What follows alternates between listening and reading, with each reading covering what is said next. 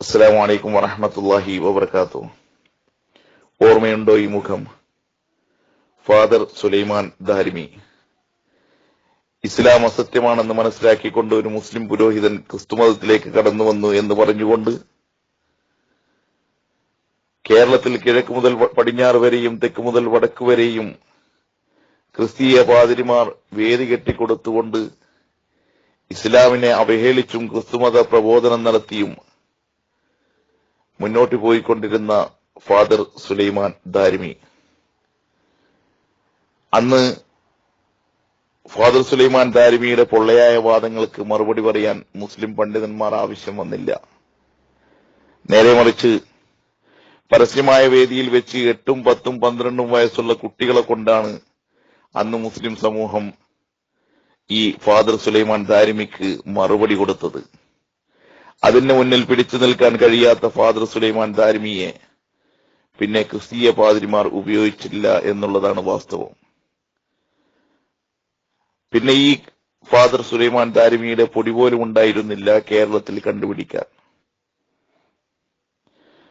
ക്രിസ്തീയ പുരോഹിതന്മാർ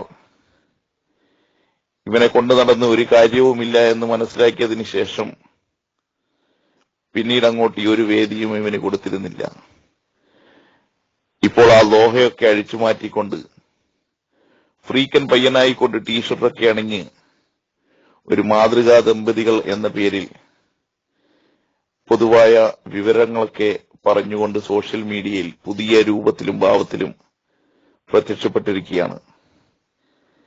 ഈ രൂപവും ഭാവവും കണ്ട സമയത്ത് എനിക്ക് പോലും ആദ്യം മനസ്സിലായില്ല, എവിടെയോ കണ്ട ഒരു പരിചയമുണ്ട് എന്നല്ലാതെ ഈ ഒരു വേഷത്തിൽ കണ്ട സമയത്ത് എനിക്ക് പോലും മനസ്സിലായില്ല. പിന്നീടാണ് എനിക്ക് മനസ്സിലായത് ഇതാണ് നമ്മുടെ മുമ്പത്തെ ഫാദർ സുലൈമാൻ ദാരിമി എന്നുള്ള കാര്യം. അതുകൊണ്ട് തന്നെ ഈ കപടൻ ആരാണെന്ന് മനസ്സിലാക്കാതെ ഇവന്റെ വീഡിയോസ് ലൈക്കും ഷെയറും ചെയ്യുന്ന മുസ്ലിം ചെറുപ്പക്കാർ എന്റെ ശ്രദ്ധയിൽപ്പെട്ടിട്ടുണ്ട്.